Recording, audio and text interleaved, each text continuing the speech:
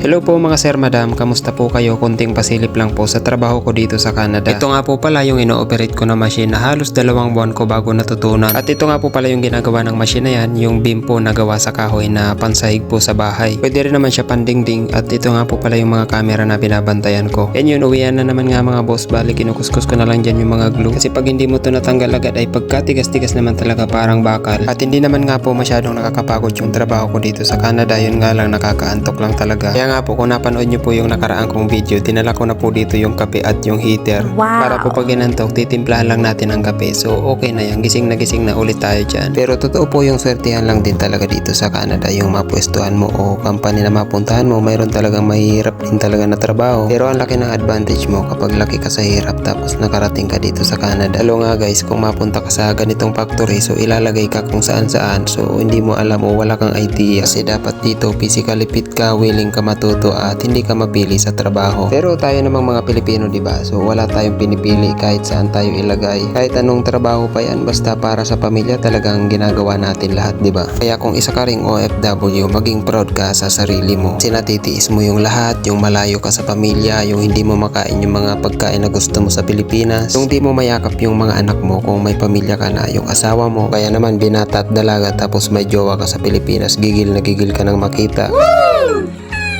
Mga ganun ba guys na halimbawa, di ba ang hirap pag ganun. At isa pa dyan, titiisin mo talaga yung paano mo ipapaliwanag sa kanila, lalo na dun sa mga lumalapit sa iyo humingi ng tulong. Na minsan talaga gusto mo rin naman makatulong, yun nga lang wala ka pa talagang kakayahan kasi mismong sarili mo ay kailangan mo rin munang tulungan. Kaya nga kung pwede lang guys, yung ibabayad ko sa bahay ay itulong ko na lang sa inyo. Ito na lang na mga kahoy na nakukuha ko, gawin ko na lang bahay. Kasi pagka mahal-mahal talaga guys ng upa ng bahay dito sa Canada, kung alam nyo lang, kung pwede lang talaga magtayo na lang ng sariling bahay kasi sanay naman ako sa hirap kasi yung bahay namin dati puro pinto. Pero seryoso, wala po talaga kaming maayos na bahay noon, puro kortina lang yung dingding namin. Kaya ganun na lang po talaga yung pagpupursige ko para nang sa ganun mabigyan ko ng maayos na tahanan yung sarili kong pamilya. Kaya kung tulad ko po, hirap din po kayo sa buhay. So yan po yung gawin nating motivation. Kasi para sa akin, sapat na po yan na motivation para mas lalo po tayong magsipag sa buhay. Kasal lang po natin yung loob natin at subukan natin lahat ng makakaya natin. Kung nakaya nga ng iba, so kaya mo rin yan, kaya laban lang talaga sa buhay kabayan. Kung nakarating ka sa part ng video na ito, maraming salamat sa iyong suporta. God bless mga bossing, paalam.